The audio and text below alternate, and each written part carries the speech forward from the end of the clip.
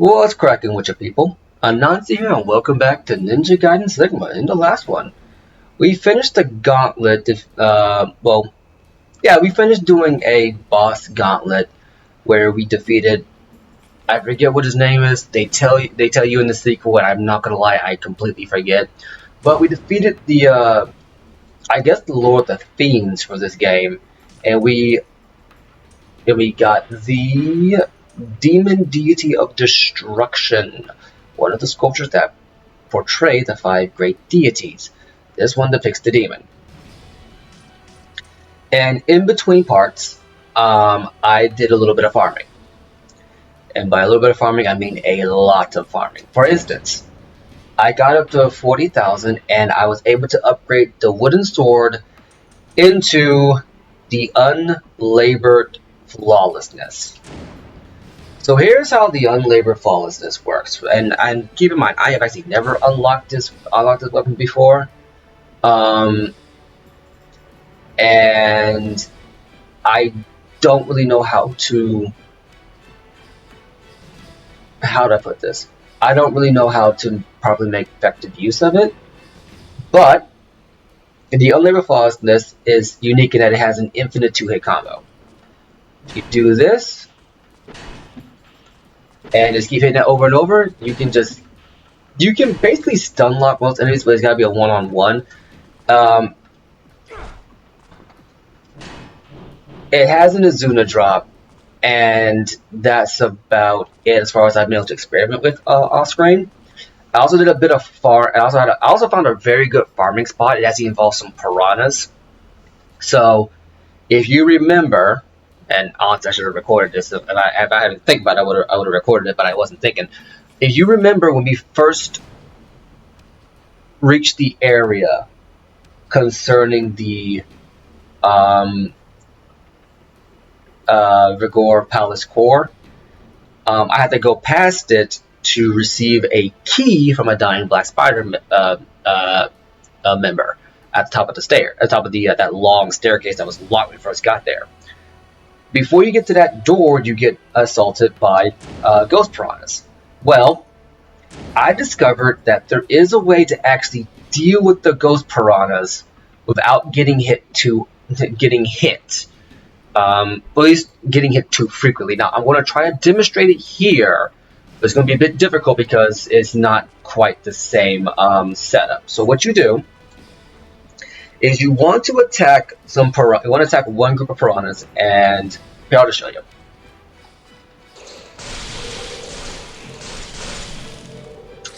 Okay.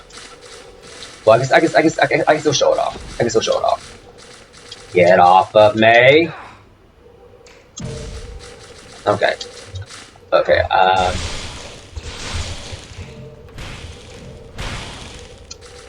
Okay, I'm not gonna lie, this is not going... Okay, I'm about to reload now, but I didn't mean to use that. I'll be right back, 1 second. So basically what I'm trying to show off is that if you get them to essentially stop it, there's going to be a point, and it's easier to do inside the area I was talking about because oh man, I messed that up there. It's easier to do in the area I was talking about because it's a flat surface and you can kind of see everything that's going on. Basically what you do is in that area right before the gate where you get the key. What you want to do is you want to attack the ghost piranhas, and when you get rid of that initial wave before the next group responds, if you charge up your special attack and then let it go immediately, you'll go into an immediate combo. While you're doing that combo, Ryu will have a ending. Well, while you're doing that combo, Ryu is completely invincible. Like his whole body becomes an attack frame. When he stops doing the attack, he still has invincibility. In that moment, the Piranhas will try to attack you again, but because he's still invincible, what they'll do is they'll pass right through him and stop. You can take that moment to charge up your next ultimate, and then keep going.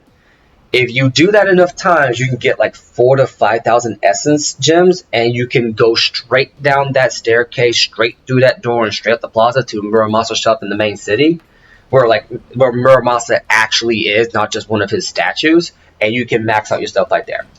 At the same time, I took the time to get maxed out elixirs. Maxed out both elixirs. I maxed out both of these.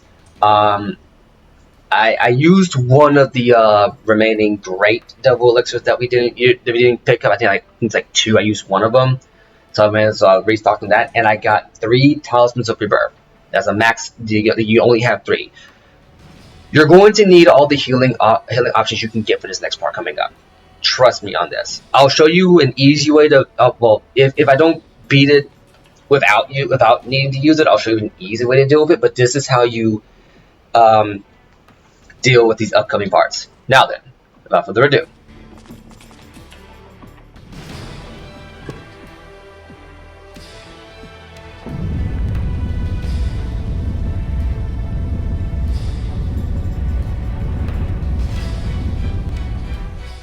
I saw this in Sonic Heroes.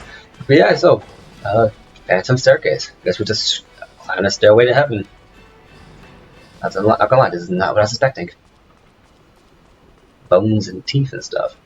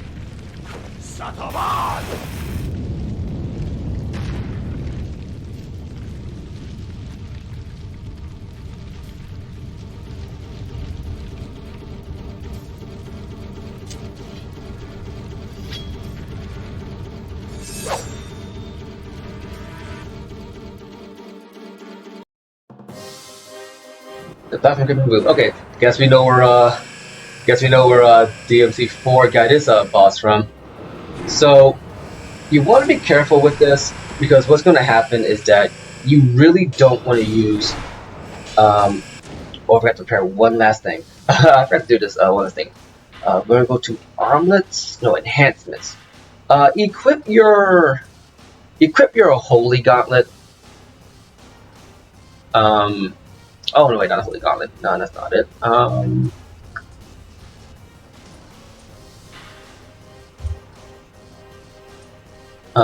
Equip your armlet of the sun, because you want to do more damage here. So I'm not gonna lie, this boss fight, this phase of the boss is a multiple phase of the boss, right?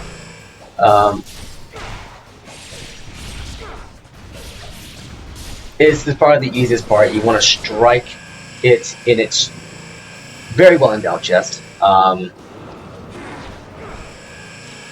and just be very careful, because what's going to happen is that you're basically just trying to outrun,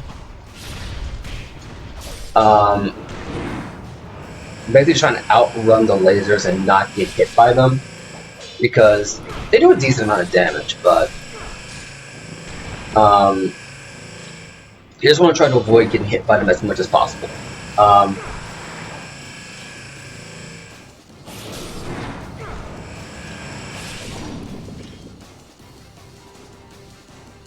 Got one arm already.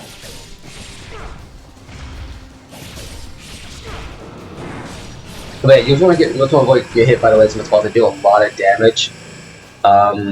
Try sticking to your great elixirs if at all possible, just to make it a little bit easier, or just to make healing a little bit easier.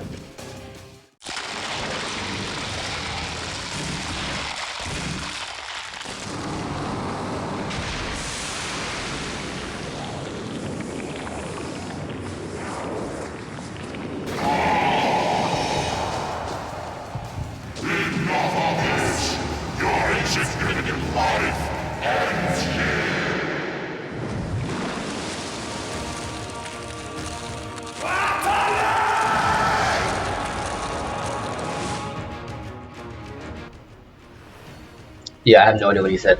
So you just want to be careful here, because this part is actually kind of hard and a little bit cheap. So go ahead and pop one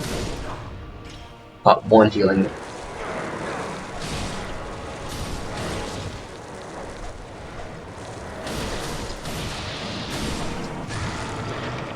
Right, he does that move right there.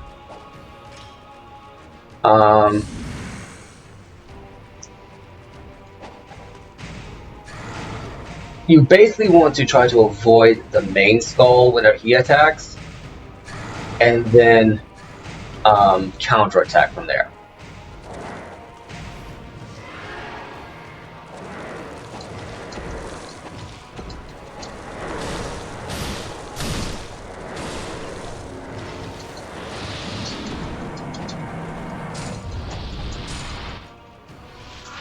We're going to do that. That is what it is. We still got 2 left. There we go.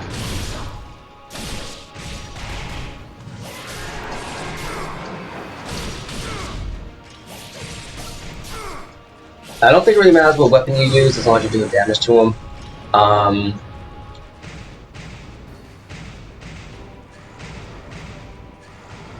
But yeah. This boss is you basically want to dodge as much as possible. Avoid the skulls. Don't get bit by the main skull if at all possible. Like I just did right there. Get me out of your mouth. Okay, I might have to restart this fight because I am doing terrible right now.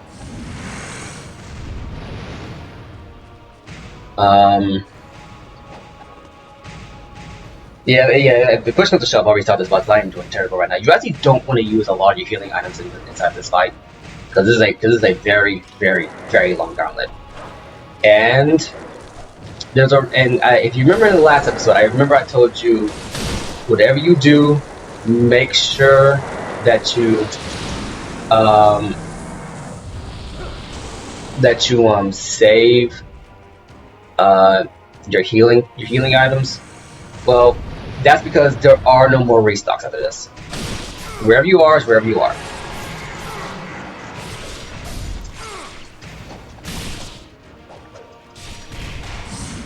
So yeah, if I die one more time, I'll have to restart this fight because then I would use way too many. So you basically just want to try to avoid getting hit as much as possible and wait till he jumps on the platform to do damage. It's one of those bosses where you have to just wait for it to give you an opening to do damage to it. Not one of my favorite bosses, I'm not gonna lie. Yeah, I gotta restart. Okay. Be right back. Alright, and back. So yeah, we're gonna try a different strategy this time. Basically, we're gonna try to just avoid getting hit as much as possible.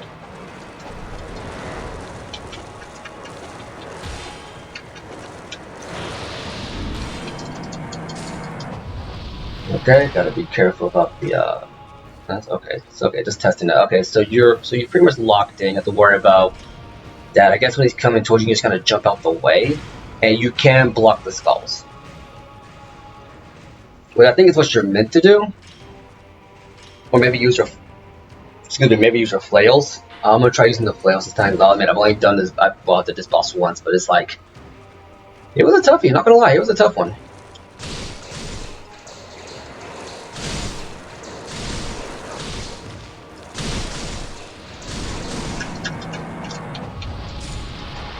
Yeah, and then he'll do that. He'll just chase you into lava,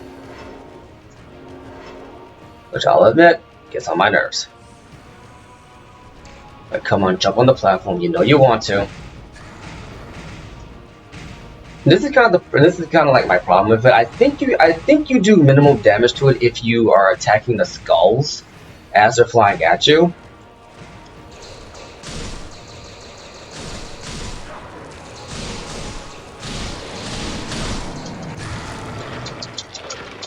And that's the thing you gotta worry about. It's just that you're only doing minimal damage, and then you just gotta kind of hope that you remember to swap back to something that can do. I hope you just remember that you can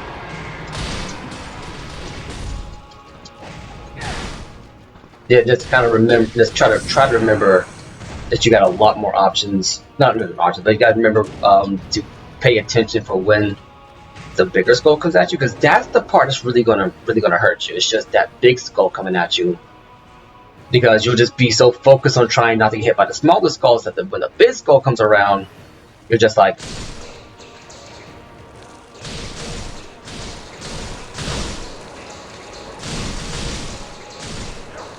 coming right about now. No, you don't. That's just kind of the best way I can recommend to just try to avoid it. Is that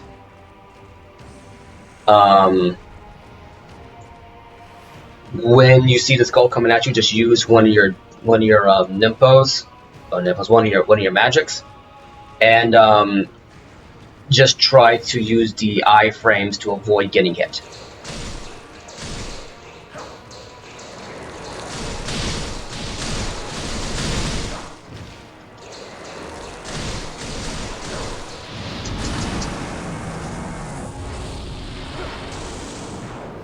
Now, the least he could do is draw some help for you. Like directly on me. Okay. So the least he could do is draw some help for you whenever you take out some of the skulls.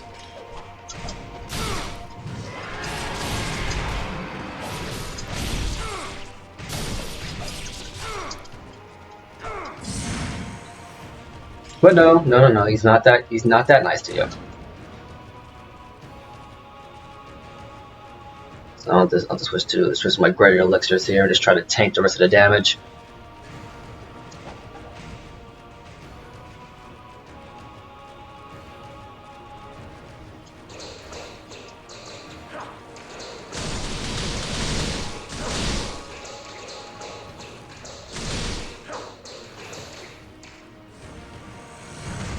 Okay, that was close.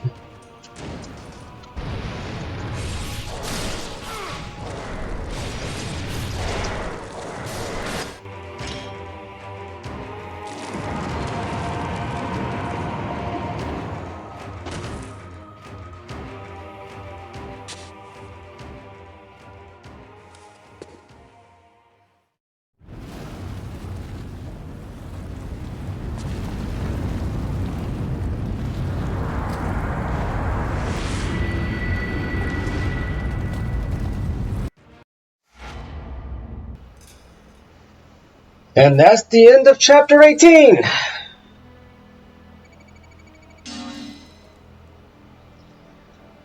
Whew.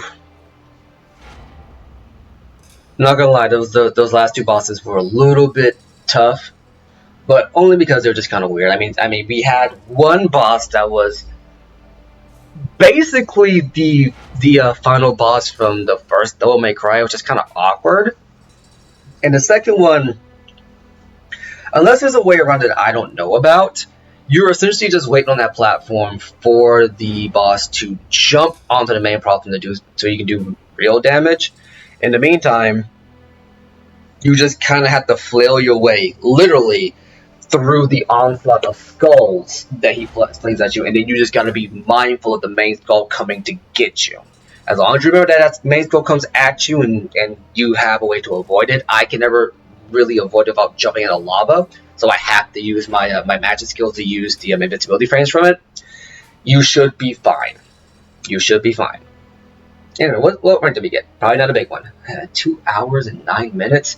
That grinding took a minute, didn't it? Still got Master Ninja.